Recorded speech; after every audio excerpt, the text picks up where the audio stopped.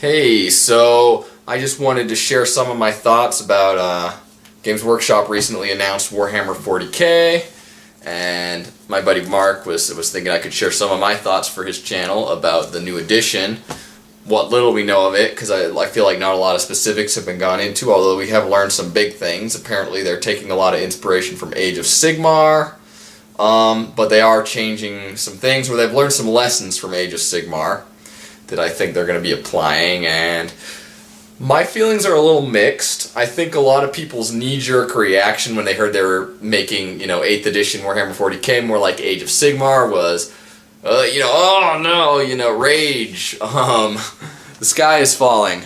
Well, yeah, I'm not quite that harsh on it, although there are some things that kind of concern me. They're getting rid of template weapons, which is going to change the game, and I feel like that is one of the changes that will really make it less tactical. I don't know, I could be wrong, I don't know what other changes they're going to make, but with template weapons, you kind of had to second guess and worry a little about bunching everyone together. Bunching your units really close, putting multiple units really close together, because, a template weapon could come and take out a huge number of your guys. If they're getting rid of template weapons, I think it eliminates that aspect. And before you had to kind of balance it like, do I keep everyone really close so they can all huddle into this piece of cover, or do I spread them out so that I don't have to worry less about a template weapon covering everyone, so that template weapons will cover the fewest number of guys possible. Obviously it depended on which army you were going up against, because some had more template weapons than others. But I feel like we're going to lose that aspect if we lose template weapons, which is what I've heard that they're doing. They're getting rid of template weapons. They said something on one of the sources I was reading that they're keeping movement. I'm not even sure what that means. I mean, Age of Sigmar still has movement.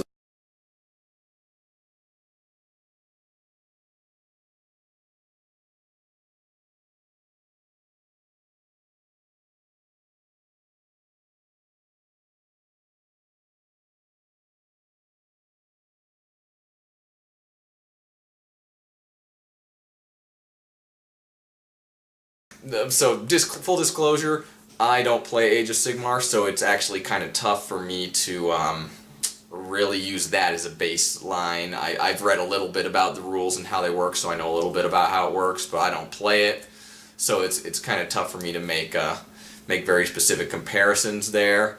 I do know that they're keeping points. Originally, they completely got rid of points in Age of Sigmar, and then they brought them back because people wanted them. So that's one thing I think they learned from Age of Sigmar. I think that's good. They're introducing 3 different styles of play. They're introducing open play, which is the no points play, just kind of do whatever you want. And I think, just playing with whatever models you have is fine for players who are just starting and just learning the rules. But once you get beyond that, players want a little more, I think, in their game. And they want a way to kind of have a fair fight. I think a lot of people want a fair fight. That's a big thing as far as enjoying the game. And so they're introducing these 3 kinds. Open play, I feel like that would be more just for like play with whatever you've got on hand and don't worry when you really don't care about who wins. They also have narrative play and match play. Now I've been thinking for a little while that it might be cool if they did some kind of more narrative focused game and then more balanced play game, like the more narrative focus would have rules that was more in line with the fluff, and then the narrative focus would maybe cut some of those rules that unbalanced the game a little to make things more fair. Like an example of what I was thinking of, the Grey Knights get free preferred enemy against demons. And their rules are already kind of designed to be really effective against demons, pretty effective anyway, and then they get preferred enemy on top of that, and there's no points cost, there's no really downside to it, they're just better against demons. And so that's kind of a balance issue there, an issue where they just clearly chose fluff over balance. And I think it would have been cool if they'd made it like, well, with narrative play you get that, because it makes sense from the background perspective that they get preferred enemy against demons. But if a Grey Knight player is playing a player who uses a large number of demons or all demons, and you just want you want a more competitive play where it's more balanced, I think maybe they could say, you know, in match play, they don't get preferred enemy against demons just for the sake of making it a little more fair. Now, that does not seem to be what narrative versus match play are, based on what I've read. Again, it's been pretty vague, but it seems like narrative play is going to be campaigns and scenarios mainly that are designed to be more, again, to tell more of a story rather than to be more balanced, whereas, you know, match play is just more, you know, two armies of equal points fighting each other. That's what I get from what I've read about it.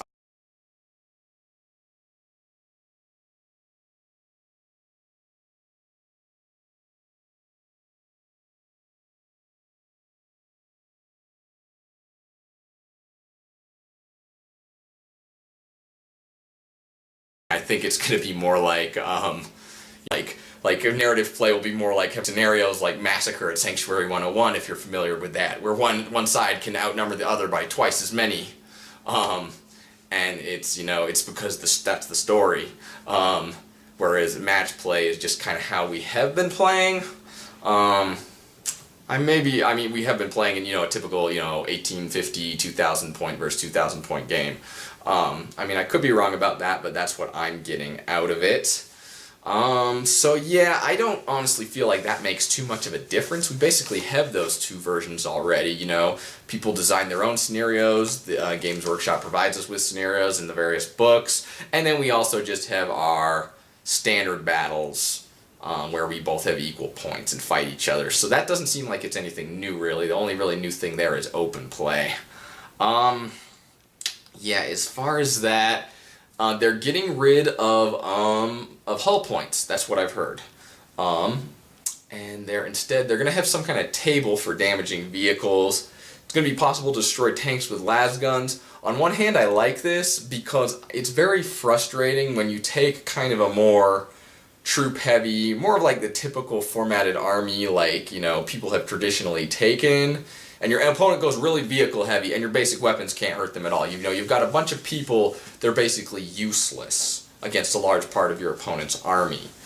You know, any guy with a las gun, any guy with a bolt gun, they literally can do nothing against these units, these vehicles and stuff. So on one hand, I kind of like that now they can do something, because nobody likes to have units that literally can do nothing. It's literally hopeless in battle. But at the same time, I mean, this is going to cause issues because this is going to really seems like nerf vehicles.